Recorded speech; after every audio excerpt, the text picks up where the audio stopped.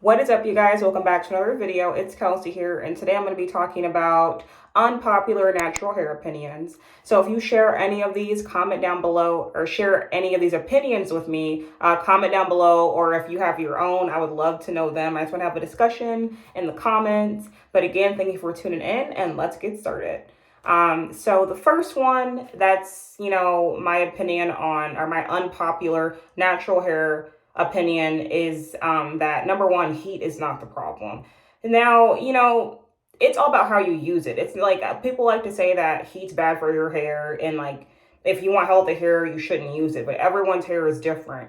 There are some hair textures where, as we know, there's straight hair naturals. They straighten their hair, and some of them have super long hair, and that works for them. So it's all about using it, because you can be a straight hair natural or you can be a natural that uses heat, but it's all about using it in moderation and knowing, what your hair type is like. So that's where I'm at. I know my hair doesn't like to use a lot of heat, so I don't use too much. I do it twice a year. But in my opinion, heat is not the problem. It's the user. It's user error for sure. So that's my first natural hair opinion. Second one is that hair types, like the hair typing system, to me, that is useless. I feel like hair porosity more, matters more, because if for length retention, like if that's your goal, then you need to be focusing on keeping your hair moisturized and making sure that, you're using the right products for it. But if you only care about what your curl type looks like, that's just a physical trait. Like, what's the actual hair like, So, I just think hair typing system is useless. Cool, you can see if your hair type looks like other girls, but that hair type, it could look the same and you have two different porosities, for example, and then one could be high porosity, one could be low porosity, but they're using the same products, and it may work, but it may not. Usually, there's just a difference in hair needs that goes beyond curl patterns. So hair typing, in my opinion, is useless. You can kind of use it to figure out what products you want, but it's more so just to be like, my curl pattern does this, And then my next one is that oils are not the end all be all. So I went through a craze. I feel like in 2023, especially for me anyway, that's when I big chopped, and that's when I wanted to grow my, little bob cut longer, quicker. So I just started using all these different oils, going on TikTok, buying, ones I didn't need. And then I would use them every day, because that's what I saw some people doing, is that if you use oil, like it's going to fix everything. It's going to moisturize your scalp and like cause your, follicles to just sprout out 5 inches of hair in a week. Like, that's not how it works. It depends on your scalp. It depends on either your hair type, your hair porosity. For me, I have low porosity hair, so all it does is create buildup. And no matter what porosity hair you have, you can always have, product buildup. So if you're using oils, I would just say try to limit that depending on how it works for you. I feel like, too much of anything is a bad thing. So if you're doing like weekly or monthly, like oil treatments or whatever, that's fine. But I just think that if you're like doing any daily type of oiling, or just, adding it to everything, adding it to your conditioners and all this stuff, like you make sure you clarify, because leaving that on your scalp is not going to do anything. It's just going to build up on your scalp, cause issues, and on your hair, and it'll be limp and lifeless. So I feel like even though they're pushed as like, these remedies, to fix your hair growth issues, it's not that. It's all about length retention, and you can't grow long hair if you have all that build up on your scalp. So that's number 3. Number 4 is that deep conditioning can't save you from a haircut. And it's not like it can't save you from a lot of severe damage, basically. So if you're in that in-between stage and you're wondering, like, should I just cut it? It's like super heat damaged or super bleach damaged. No matter how much protein you use, how much moisture you use, if that hair is dead, it is dead, and you have to cut it off. I got a keratin treatment a year ago, or 2 years ago now, I guess. And I tried to fix it. I thought if I deep condition it, maybe not use too much heat on it, like it won't have, my curls will come back, because keratin treatments are supposed to be, like temporary, but my hair didn't really revert back the right way. So I had to cut off half of it. And my point was, I tried to buy different deep conditioners to prevent me having to cut my hair. But at the end of the day, It took me snip, cutting my hair off, and it grew back, and it grows back faster than you think. And when you cut it, like, you see it bounce back, and you're like, why didn't I do this sooner? So sometimes deep conditioner cannot, create miracles, and we just have to accept them for what they are. They are there to moisturize and help replenish protein or moisture when you need it, but they're not like a saving grace when you have, entirely, destroyed your hair. So that's my point.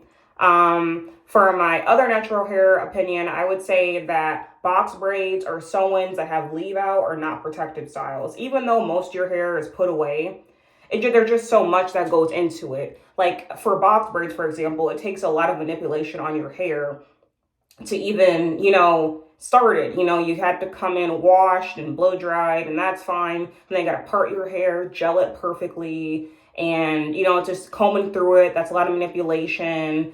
And then like with the sew-ins, you're leaving part of your hair out, and sure, the other part's braided away, but it doesn't get air, hardly gets washed, maybe. I don't know really how sew-ins work, but my point of it is like the leave out. The leave out gets like harassed. It gets washed a lot, or manipulated, harassed, same fucking thing. But you know what I mean? Like, so you're straightening it a lot, putting a lot of heat on it, so it's not going to match the rest of your hair. So it's going to make it hard to wear your natural hair. There are ways to prevent it. I'm sure people have found ways to like maybe use a heat protectant or whatever based on their hair type. But I would think overall it's just not a good idea. For me, a protective style is like an updo or mini twist, just something that's like not too stressful on your hair, and it's going to like come out at the end of the day. So yeah, that's my opinion on protective styles. And then for number 6, I want to say that obviously grease isn't bad for your hair. I'm a user of grease. I've been using it for about 2 or 3 months now, and I've only had great results. My hair has been growing and flourishing, but growing up, I used grease when I was a little kid. My parents used it on me or whatever, but then they must have heard about it somehow, and they were like, you cannot use grease anymore in your hair. It's going to clog your pores. I want to say it was like around 2009, 2010. Like that's when like the natural hair community, people started to like be into natural hair and figure out what was good for it and what wasn't. And while petroleum can clog your pores, it's like you have to clarify your hair for one, and then that'll get rid of it. But actually grease is non-comedogenic, so it's not gonna like clog your pores. It's not meant to do that. It helps with sealing in moisture, and overall like it's cheap, and it just benefits your natural hair routine, or at least it does mine. So I would say if you've been against it, give it a shot again and see where it takes you. And then for number 7, too many trims are an issue. Obviously, if your hair is really damaged and you're kind of on a routine of like trimming it every, 2 months or whatever to kind of get that hair cut off without having too drastic of a cut, I support that 100%. But if your hair is like you're going to the salon and getting it like silk pressed, or they're styling your hair and it's getting cut like every 6 to 8 weeks, I personally do not think that's a good idea. I think whatever, is growing, like sure, the hair that is not being cut is going to be healthy. It's going to look great, but you're never going to get length retention because there's nothing to retain. It's getting snipped off and it's on the floor, So for me, and mine might be a little bit extreme, but it works for me, is what I do. I do a trim every 6 months, and then I do dustings quarterly. So, a dusting is when you trim your hair and you're not really messing with the length. You're just kind of getting out those flaws and stuff like that. And then a trim is where you would cut off like a quarter of an inch to an inch or more, depending on, the whatever stress on your ends or whatever, you just want to cut that off. But if you do it too often, you're not going to ever see your hair grow because what's growing is getting cut off. So, just kind of keep an eye on that and test out if you can kind of not get trimmed as often and see if your hair starts growing more. And then another natural hair opinion that's like not popular is I don't think hair vitamins make your hair grow faster. I've tried them forever. Like I've always tried to get different hair, skin, and nail vitamins or whatever. I don't want to call any brands, but I have tried a numerous amounts of them based on what was like, people selling it on YouTube in a way and stuff like that. So you're like, oh, this influencer has super long hair. They take so-and-so vitamins. Let me give it a shot. And what it really comes down to, I would say, first of all, they can work if you have like any type of health issues, but I wouldn't just start taking hair vitamins without talking to a doctor just to make sure it's good for you. It's not gonna have any side effects. Because sometimes people get like thinning in their hair and issues that are not really the hair vitamins fault. Like maybe it's conflicting with a medication you have, or you have a sensitivity to whatever is in the vitamin. So just make sure it's good for you, number one. But number two, I don't think it makes your hair grow faster. Your hair grows at whatever rate it's going to grow. So like, it's not helping you retain length. It's not doing much. It's just, your body's going to pee out most of those vitamins, because most of us, have a balance. We're not malnourished. We're eating our meats, we're eating our proteins and vegetables and smoothies and all that kind of stuff, staying active, drinking a lot of water. I don't feel like if you do, you hit all those checkpoints, that you really have a deficiency and you need to like make your hair grow faster. So hair vitamins don't make your hair grow faster. In my opinion, I don't really think they do anything. I think it's more of a placebo effect. But hey, whatever works. If that's what keeps you motivated during your hair journey, then go ahead and do it. But I don't think that it's something that really is going to help. And then not washing your hair is not good.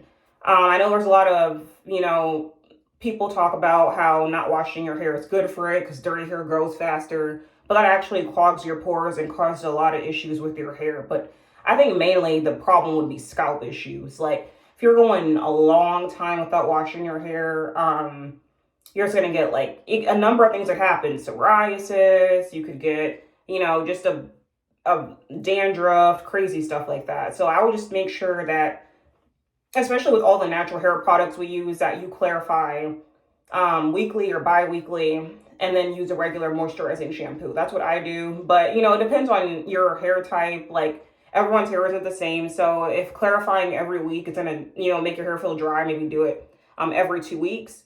But just make sure that you're washing your hair often. It shouldn't, like, not too often. I would say at least once a week, like at a minimum. Like anything above like sooner than a week is a little too much.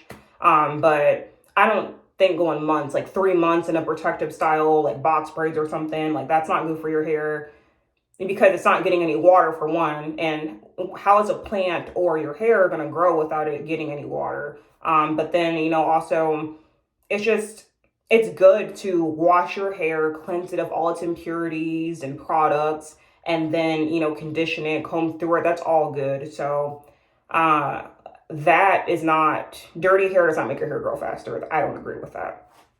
And then lastly, being a product junkie is not good. I don't get the hype around it. You buy all these products that don't work for your hair because maybe like proper research hasn't been done, or we see like our favorite influencer using it, but they get sent a lot of products, I would assume. I'm not like in that,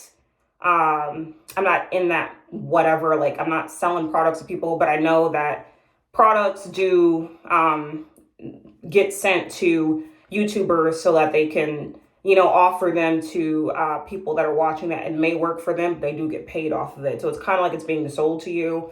And I think it's just a lot of making sure you're doing the right research on the product, knowing what ingredients is in there, and knowing what kind of hair type you have, because using certain products or ingredients on, certain hair textures might not work. Like if you have low porosity hair, then like using heavier like products might not be good for it, because it may just like clog it or fill the hair shaft, and it's already laying flat, so it might just have a lot of issues with that. But I would just say, pay attention to what you're putting on your scalp and your hair, figure out what your hair needs, and really, hone in on what you want to use on your hair. It will save you money.